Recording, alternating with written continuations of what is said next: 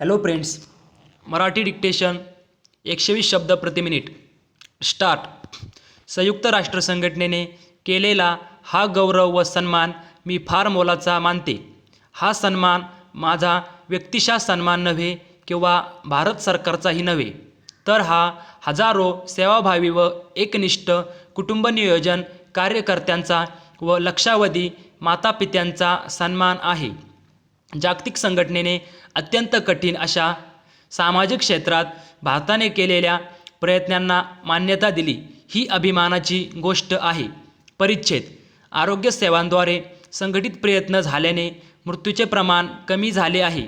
शिक्षणाचा प्रसार व राहणीमानातील सुधारणा यांमुळे जनन प्रमाणही कमी होत आहे. यावरून असे म्हणता येईल की व्यक्तीमध्ये सामाजिक जबाबदारीची जाणीव निर्माण झाल्याने मृत्यूचे प्रमाण कमी झाले व सामाजिक जाणीव निर्माण झाल्याने जनन प्रमाण घटले. मानवतेचा विकास बालकातून होतो. जी व्यक्ती बालकाचे संगोपन करते ती मानवतेचेही संगोपन करीत असते.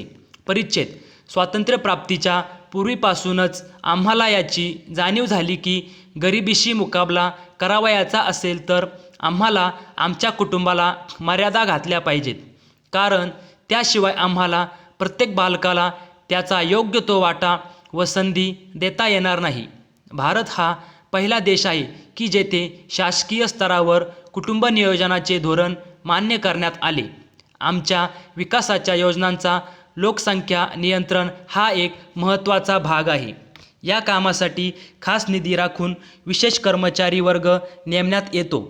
आम्हाला याची जाणीव आहे की हे कार्य आम्हाला आरोग्य व शिक्षण यांच्या माध्यमातून करावयाचे आहे. आमच्या देशात लोकशाही नांदते.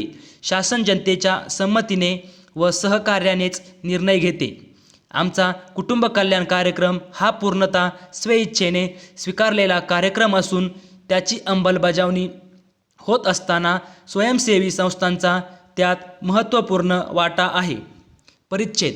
कुटुंब नियोजन ही जनतेची जनतेसाठी लादलेली चळवळ बनली तर आपल्या आशा आकांक्षा प्रत्यक्षात साकार होतील.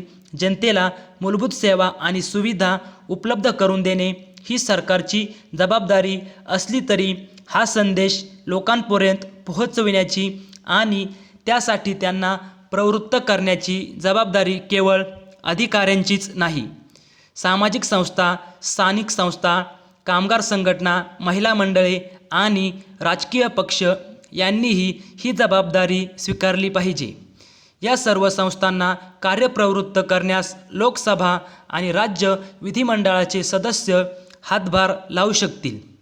आमच्या देशातील या कार्यक्रमाला जागतिक सहकार्याचीही आवश्यकता आहे व ते सहकार्य आम्हाला मिळत राहील अशी आशा आहे.